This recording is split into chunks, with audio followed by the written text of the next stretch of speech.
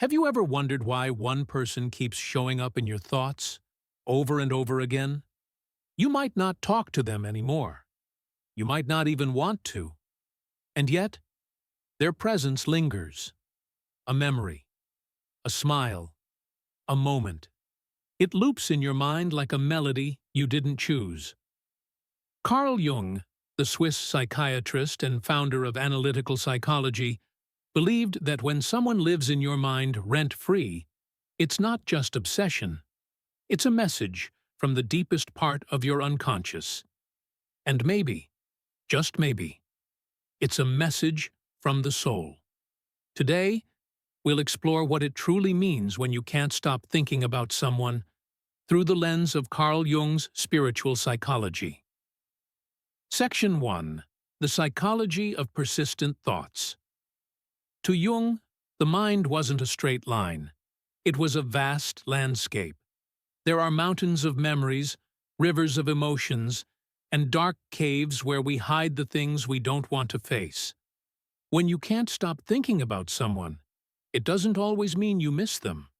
Sometimes, it means they represent something you need to face within yourself. Jung called this projection. It's when we unconsciously place parts of ourselves onto another person, especially the parts we're not fully aware of. If someone hurt you, and you think about them constantly, it might be your inner child revisiting the moment it was abandoned. If someone inspired you deeply, maybe they awakened the version of you that's still asleep. These recurring thoughts could be reflections of your shadow, a term Jung used to describe the parts of ourselves we've rejected or suppressed. And guess what? The people we think about the most often hold a piece of that shadow. Section 2. The shadow self and unfinished inner work. The shadow isn't evil. It's not bad. It's simply unknown, unloved, unacknowledged. Imagine a version of yourself that holds all the desires you never admitted, all the pain you never processed, all the strength you never claimed. Jung believed that when you feel haunted by someone's presence in your mind, it might be the shadow saying, "Look here, there's something unfinished, something you need to reclaim." The person you keep thinking about might embody traits you lack or wish you had. Their presence forces you to confront your insecurities, your longings, or your regrets. And until you integrate those parts, your psyche will keep knocking, and it might use that person's face as the messenger. Section 3.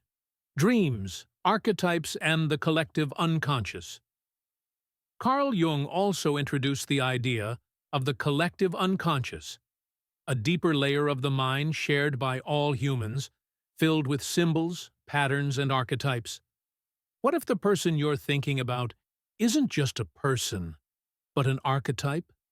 Maybe they represent the lover, the hero, the trickster, the wounded child. Your obsession might not be about them as an individual. It could be about what they symbolize in your own mythological story. If you dream about them, it could be your subconscious using their image to tell you something. Not about them, but about you. For Jung, dreams weren't random. They were sacred. If someone appears again and again in your dreams or in your waking thoughts, it might be time to ask, what message is my psyche trying to send me? Section 4. Synchronicity. When thoughts are signs. Now let's go deeper. Because, for Jung, some thoughts weren't just psychological. They were spiritual. Jung introduced the concept of synchronicity, a mysterious connection between our inner world and the outer world. Have you ever thought of someone, and then they texted you? Or dreamed about someone, only to run into them the next day? That's not just coincidence. According to Jung, it's meaningful coincidence. It's the universe reflecting something back to you. If someone keeps reappearing in your thoughts, it may mean that your souls are still energetically linked, even if they're far away, even if it's been years. You might be picking up on their energy, because thoughts are energy. And sometimes, two souls remain connected long after the story ends. In spiritual terms, this might be a soul contract, a karmic lesson, or a mirror flame. In Jungian terms, it's the psyche trying to realign itself through powerful symbolic events.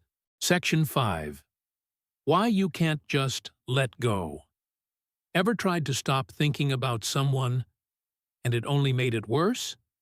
There's a reason for that. Jung believed that whatever we resist persists. If you try to push the thought away, suppress the memory, or shame yourself for still caring, you only feed the energy behind it. The key isn't to let go. It's to understand. Ask yourself, what emotion does this person awaken in me? What part of me feels incomplete when I think of them? What do I still need to heal? Often, once the lesson is integrated, the thought fades naturally. Not because you force it out, but because you've honored its message. Section 6. Spiritual meaning. The invisible thread. Spiritually speaking, some believe that we meet certain people for a reason. Not to stay forever, but to awaken something dormant within us. Maybe they taught you how to love. Maybe they showed you what betrayal feels like. Maybe they cracked you open, so your light could finally pour out. When someone lives in your thoughts, it could mean their purpose in your journey isn't complete. Not always in the physical sense, but in the spiritual sense. They may have activated a soul lesson that's still unfolding. And until that lesson reaches completion, the thread remains intact. This is not a punishment. It's not weakness. It's spiritual intelligence unfolding itself through emotion. Section 7. How to process these thoughts. Jung's advice, Carl Jung wouldn't tell you to get over it or move on. He'd say, go within. Here's how you begin. Write about the person. Not just what they did, but how they made you feel. Meditate or journal on what they represent. Desire, abandonment, inspiration. Look for dreams or signs. The unconscious often speaks through symbols. Be honest with yourself. Is there a part of you you're denying? A need you're avoiding? The goal is not to erase the person. The goal is to reclaim the part of yourself that they awakened. When you integrate the energy, the obsession transforms into awareness. And awareness is the first step to healing.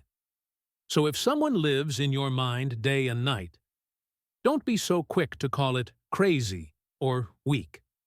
It might be one of the most spiritually significant experiences of your life. Jung teaches us that the mind and soul are layered, mysterious, and deeply symbolic.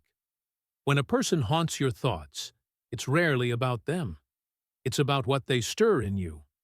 Sometimes, a persistent thought is an invitation to heal, to remember, to become whole again. So instead of asking, why can't I stop thinking about them? Ask, what is this thought trying to awaken in me? Because in the end, the person you're really searching for might just be yourself.